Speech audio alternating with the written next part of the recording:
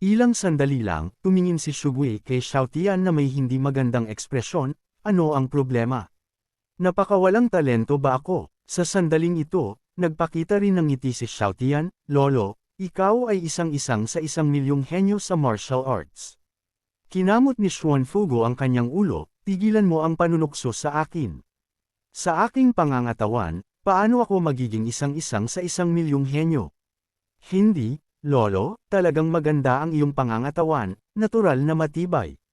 Dahil lang ito sa napakaraming magagandang bagay na kinain mo para mapabuti ang iyong cultivation, na naipon sa iyong katawan at hindi na metabolize, na nagdulot ng labis na katabaan. Sa susunod na segundo, diretsyong sinampal ni Seten ang kanyang kamay sa ulo ni Xuanfugu. Maniniwala ka sa akin, kapag na-unblock ko ang iyong 8 extraordinary merit ians, tiyak na lilipad ka sa langit, mas malakas pa kaysa kay Zhong Yangming.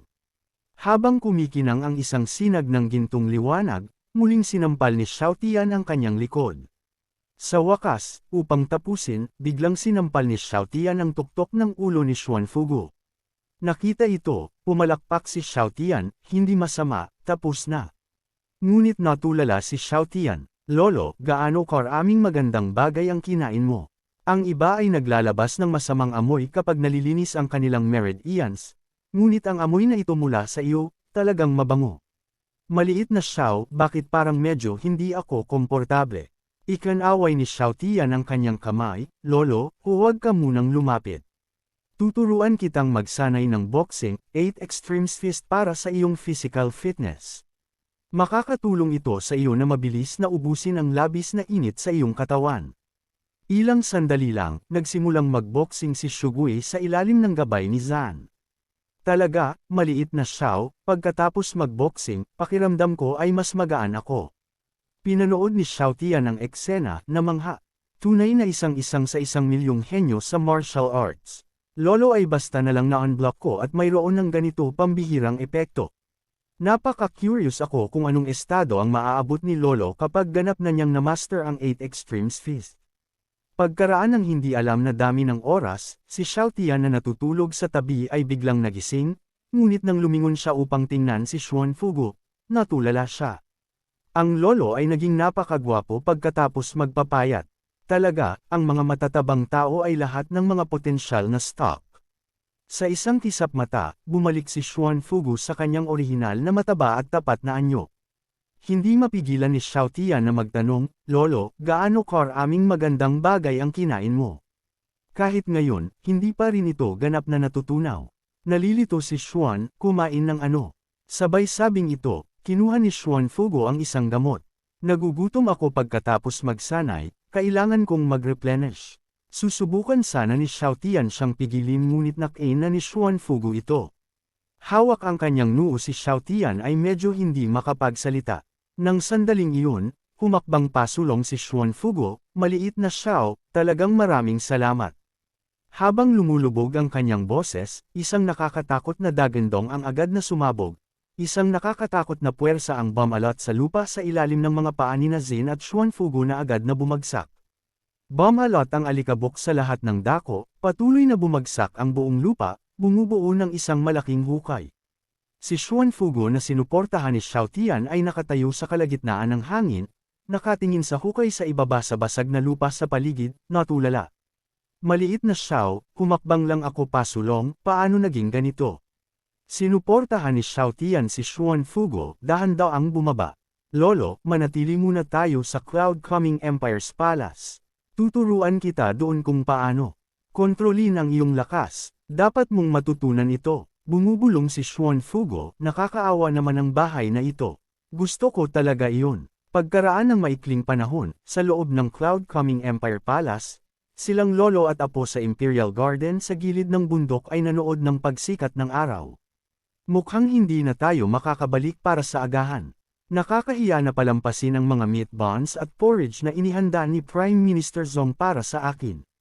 Nahihiya si Xuanfugu, tumingin kay Xiaotian sa tabi niya. Maliit na Xiao, talagang nagsikap ka sa pagtuturo sa akin buong gabi. Hinaway ni Xiaotian ang kanyang kamay, Lolo, hindi yan mahalaga ngayon. Kailangan muna nating patayin si Xuan Chang, pagkatapos ay bumisita sa pamilyang Xuan. Pagdating natin sa pamilyang Xuan, kailangan nating makipagtulungan. Maliit na Xiao, paano tayo makikipagtulungan? Nang ngumiti si Xiao Tian, simple lang.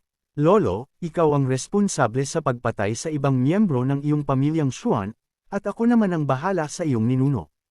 Tayong dalawa ay magsasama-sama upang lipulin ang pamilyang Xuan. Narinig ito, biglang hindi napigilan ni Xuan Fugo ang kanyang lakas, direktang dinurog ang tasa sa kanyang kamay. Kahit na na-master ko ang 8 Extremes Fist, tayong dalawa lang ang lulipol sa pamilyang Xuan. Nabaliw ka na ba? Tinapik ni Xiao Tian ang balikat ni Xuan Fugo, Lolo, huwag kang masyadong mabibigla. Kung ikukumpara sa paglipol sa pamilyang Xuan, sa tingin ko may iba pa tayong kailangan kumpirmahin kaagad. Nagulat si Xuan Fugo, ano iyon? Sa tingin ko, hindi ka talaga biologically related. Narinig ang mga salita ni Xiao Tian, nanigas ang ekspresyon ni Xuan Fugo, dahan-daang lumingon upang tingnan siya. Alam mo ba ang sinasabi mo? Tingnan mo, kayong mga ipinanganak sa labas ng kasal sa pamilyang Xuan ay pawang mga sakripisyo lamang. Posible na hindi kayo talaga magkadugo, kundi kinuha mula sa isang side branch. Narinig ito, nagkaroon ng paliwanag si Xuan Fugo, maliit na Xiao, tila tama ang hula mo. Mukhang kapag lumabas na ang aking nakatatandang kapatid mula sa Cloud Coming Empire Ancestral Land, maaari nating malaman ang higit pa. Tumingin si Xiao Tian kay Xuan Fugo, dahan-daang tumango, pinapalubag ang loob niya. Lolo, magpahinga ka lang. Maniwala ka sa iyong kasalukuyang lakas, ang pabagsakin si Xuan Chang ay higit pa sa sapat.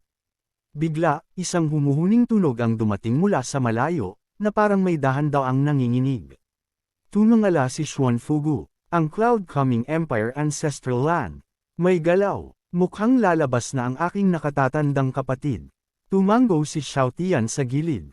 Sa sandaling iyon, biglang nagtanong si Xiao Tian, nga pala, Lolo, ang nagtatag ba ng inyong pamilyang Xuan ay talagang isang magsasaka?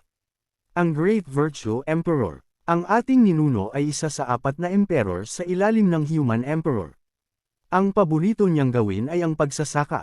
Gustong-gusto niyang gumawa ng maliliit na mundo at iba't ibang realm worlds, nagtatanim ng mga pananim at nagpapalaki ng isda sa mga ito. Bago umalis, magdidisenyo siya ng ilang walang pinsalang maliliit na mekanismo, mag-iiwan ng ilang kayamanan. Sa paglipas ng panahon, itinuring itong ancestral land ng pamilyang Xuan. Maswerte ako na minsan akong nakakuha ng ganoong lugar. Bumantong hininga si Xiao Tian, talagang kakaiba ang mga libangan. Ilang sandali lang, si Xiao Tian at Shugo ay nakarating na sa tuktok ng Misty Snow Mountain, nakatayo sa harap ng tirahan ng kuweba. Sa susunod, ang pintuan ng bato ay biglang nagpakita ng isang baluktot na vortex.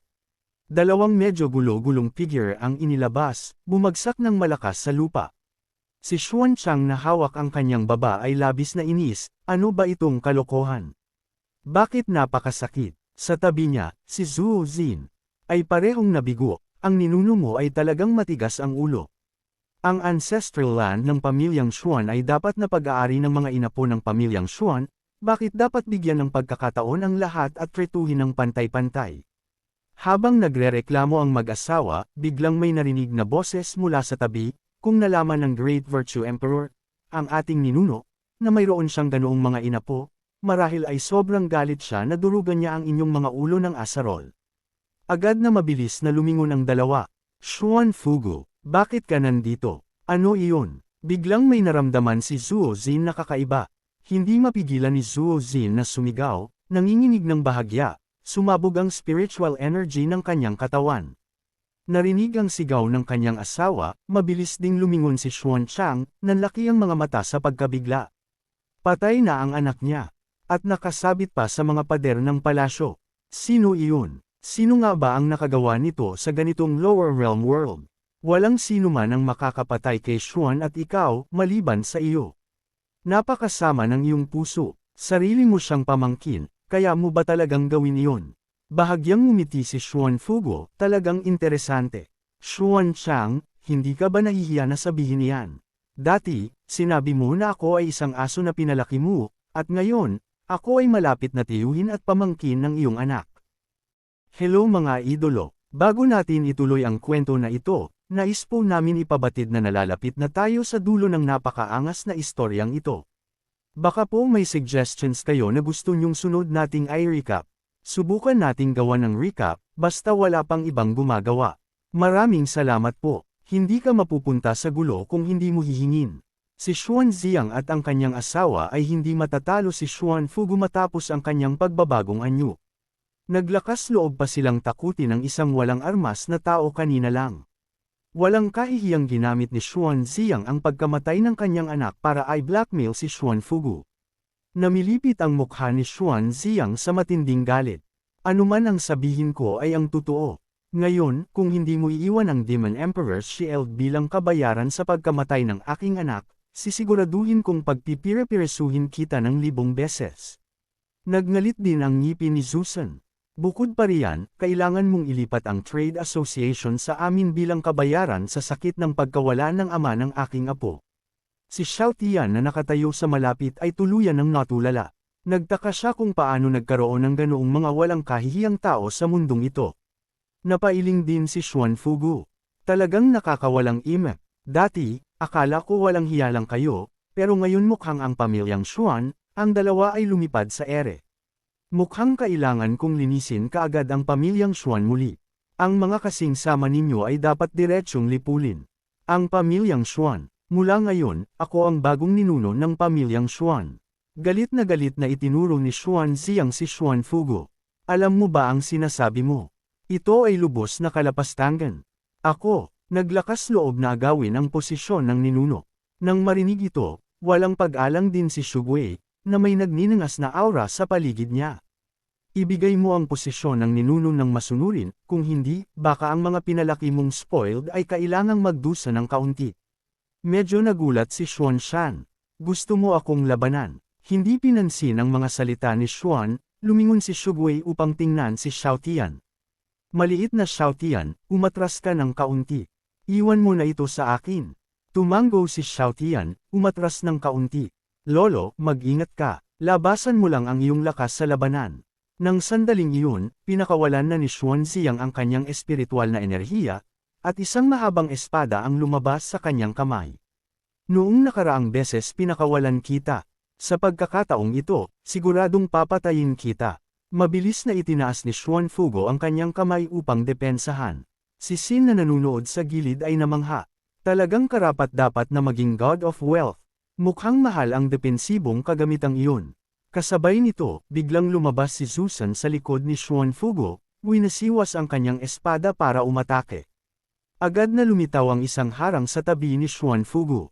Hindi tinamaan ang atake ng espada ni Zusan. Nang makita ito, nagngalit ang ngipin ni Xuan Ziyang. Nandito kami ng aking asawa. Gusto kong makita kung gaano pa ang natitira sa iyong mga depensibong kagamitan. Sabi nga, sabay na winasiwas ng dalawa ang kanilang mga espada. Tingnan natin kung ang iyong depensa ay mas malakas o ang aming atake ay mas malakas. Kailangan na lang muling itaas ni Xuan Fugu ang kanyang kamay upang depensahan, at sa isang iglap, isang tunog ng pagsabog ang kumalat hanggang sa dahan-daang nawala ang alikabok. Isang figure ang lumitaw, bahagyang nakikita. Napatanggal na ni Xuan Fugu ang kanyang taba, at lumitaw ang kanyang mga kalamnan. Kuya, hipag, oras na para bayaran ng utang. Sa isang malaking kaway ng kanyang kamay, parehong natulala si Xuan Ziyang at Zusan.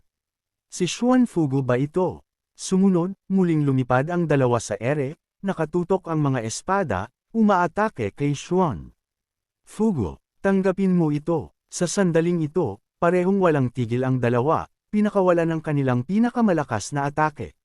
Ngunit sa sumunod na segundo, nakatayo lang si Shugui doon, hinahayaan ang mga atake na tumama sa kanya, nakatitig ng walang kurap sa unahan. Nang makita ito, mabilis na lumapit si Xuanzam gamit ang isang espada. Xuan Fugu, harapin ang iyong kamatayan. Kasabay nito, lumitaw din si Zusan sa itaas ng ulo ni Xuan Fugu. Pinanood ni Xiao Tian ang lahat ng ito at bahagyang napailing. Mukhang kahanga-hanga ang mga atakeng ito. Astig ang mga special effects, pero ang lakas ay panakot lang. Sa sandaling ito, itinaas ni Xuan Fugu ang magkabilang kamay, ibinagsak ang mga ito sa dalawa. Hindi na ako ang Xuan Fugu ng nakaraan. Hindi na ang basura sa inyong mga bibig. Sa sumunod na segundo, diretsyong binasag si Xuanziang at dumura ng dugo, bumagsak sa lupa. Like, comment, share, and subscribe naman dyan mga itudo. Maraming salamat po.